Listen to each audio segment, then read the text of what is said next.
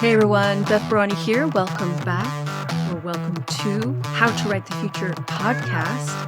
I am here to support writers, science fiction and fantasy writers who want to write positive, optimistic futures, because I believe that when we vision what is possible, we help make it so. I myself am a novelist, a science fiction and fantasy novelist, a writing teacher and a coach, and a burgeoning filmmaker. Yes, that is true too. More on that in some other episode. So when I was casting about for a new project about 7 years ago, is that right? Yeah, 7 years ago, I was toying about going back to my contemporary set paranormal romances with action, adventure, and suspense, or start something completely new. And I had an idea that came directly from a dream where a woman was dressed for a cocktail party, and she was at an art gallery, and this art gallery was on a space station, and she was undercover looking for a thief. And I woke up from this dream, and I thought, wow, that would be a fun story. And actually, in my dream, there's a confrontation between her and a guest at the art gallery showing who is dressed like James Bond. And she's all dressed up and they're kind of flirting, but she's catching the clues that he's probably the thief. And I thought, oh, this is really fun. So I had that kernel of an idea and I'm like, okay, I want my main character to be investigating something and to be on a space station. And that's what was the spark for my Janey McCallister Mystery series.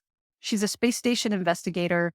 And as I was starting this whole series about 7 years ago, I realized, oh, I am really writing a police procedural. She's a legitimate investigator. She works for somebody. I had to figure out what, and I eventually decided who she worked for. And in the 4 stories I've written, she's hired on as an investigator to this hotel casino space station. That is like a little city. And that's her job. So she's a legit investigator. And I realized when I was planning the story that I really needed to understand how mysteries were structured and how do I make sure we know we're in a science fiction world without, doing long explainer scenes.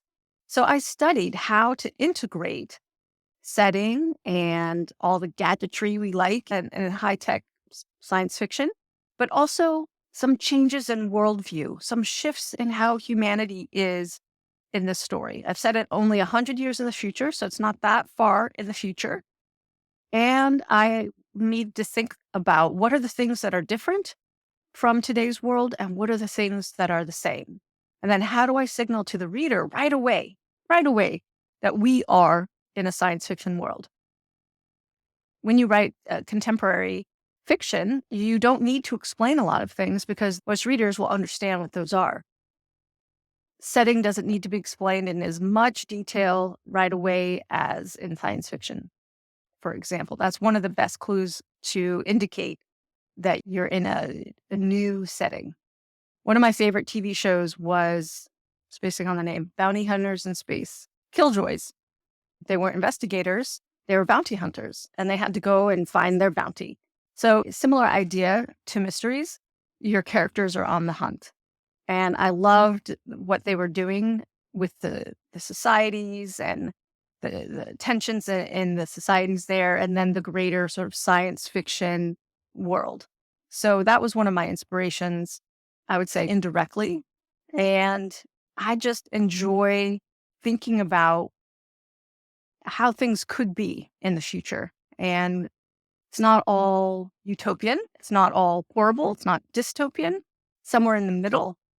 And it's incrementally better in many ways than today's world.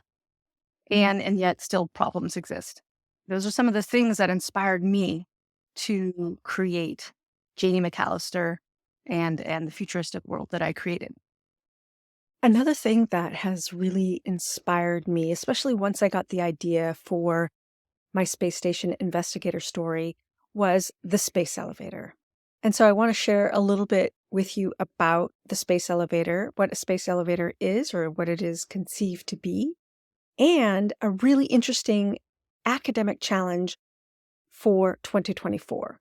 So basically, a space elevator is, imagine you could take an elevator from the surface of the Earth up to the weightlessness of space, say where the International Space Station is. Wouldn't that be amazing?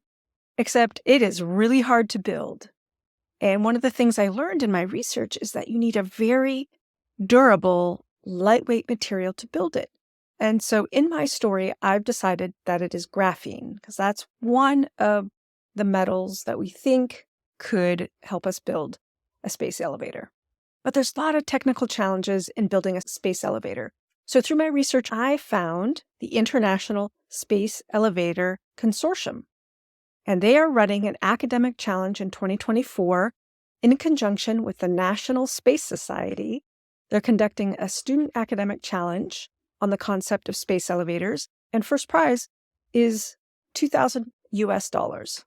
And they will also be awarding a total of $7,000. So this contest is open to individual students or teams of up to 4 students and anywhere worldwide. So a little bit more about what is a space elevator. So imagine a lift system that can raise 170,000 metric tons to space every year.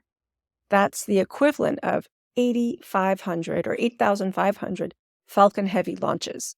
And it has no atmospheric pollution. It's essentially a green road to space. It's incredible. We could save a lot on materials, and we wouldn't pollute, and it could be a very safe, environmentally friendly, easy, routine way to get up to the edge of space. And then once we're in the weightlessness of space, what could we do? We could launch from there, we could build up there, we could bring robots up to create factories. So space elevators really sparked my imagination and are one of the underpinnings or infrastructure of my world. Now, if you read the first 4 books in the Janey McCallister Mystery series, you will see I mention a space elevator. It's in the background, it's part of the story, but I researched it through the Space Elevator Consortium and then just let my imagination go wild. There's one other element I want to share about what inspires me to write my current sci-fi mystery series, and that is space stations. My series is focused for the most part on space stations. And this really intrigues me. I think I was inspired by Star Trek and also by Elizabeth Moon's science fiction series. She has 2 different series that exist, I think, in 2 similar far future worlds where some of the time characters are on space stations. And I was also inspired by a dream I have, like I've already mentioned. And I wrote a book that is still in pieces in the back drawer somewhere, but might get revived one day, that I call April's Folly. And in that story, I have my present day main character go to the future with the love interest, and they go to the space station and they have an adventure.